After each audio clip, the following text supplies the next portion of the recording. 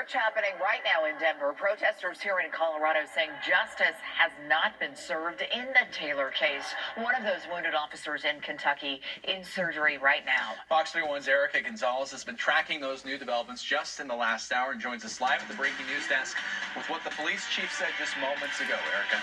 At Kagan Aristea, the police chief did not say if the protest played a direct role in those officer shootings, but here's a look at some of the pictures coming out of Louisville tonight where there was a heavy police presence as fires were lit, windows were damaged in and around the city. It's like the police were probably shot by other police or... were shot tonight. Police saying that those officers were investigating a shots fired call. Well, that's when more shots rang out. 2 officers hit by gunfire. 1 officer undergoing surgery and is stable. The other is alert and stable. Some of the same kind of Trump ambush stuff they've been doing to Trump terrorists. I am very concerned about the safety of our officers. They're going to try to blame other people. We've had 2 officers shot tonight, and that is very serious. It's a very dangerous condition.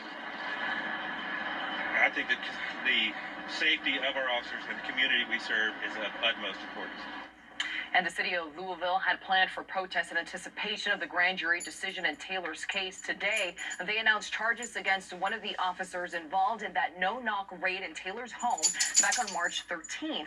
The 26-year-old black emergency medical worker was shot 5 times by officers. Former Detective Brett Hankinson faces 3 counts of felony wanton endangerment for shooting into apartments during that raid. He was not charged in connection with shots fired directly into Taylor's apartment. Now, a lawyer for the Taylor family has called today's indictment outrageous and offensive and said this is another example of no police accountability. The mayor of Louisville set a curfew that started 2 hours ago. It is in place tomorrow morning in an effort to mitigate the violent protest. Erica Gonzalez, Fox 31. All right, Erica, thanks. And just about 10 minutes ago, President Trump tweeted about those wounded officers saying, quote, praying for the 2 police officers that were shot tonight in Louisville, Kentucky. The federal government stands behind you and is ready to help, end quote. He said he has also spoken with Kentucky's governor.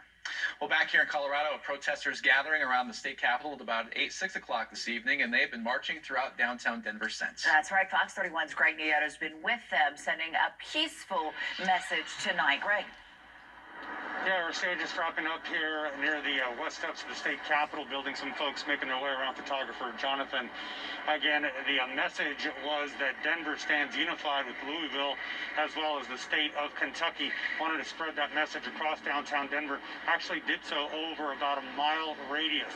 Some video from Skyfox from earlier tonight actually started with a number of speeches on the west steps of the state capitol building, and then about 500 folks or so made their way from the state capitol building to the federal courthouse near 19th and Stout, the entire way, again, shouting that they know what justice is, they being the folks who are protesting and marching, and what they saw today in Louisville is not